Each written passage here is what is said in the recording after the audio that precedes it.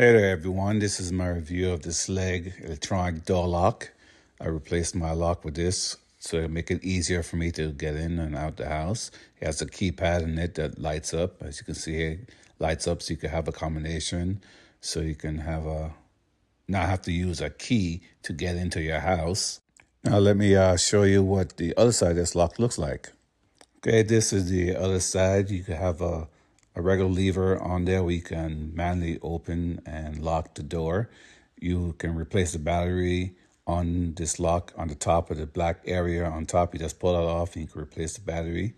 As you can see, it automatically locks the door after a few seconds, so you don't have to worry about locking your door when you close it. It'll automatically lock. It's also a smart lock that you can hook up to your smart home system with your Alexa and stuff if you want to do that.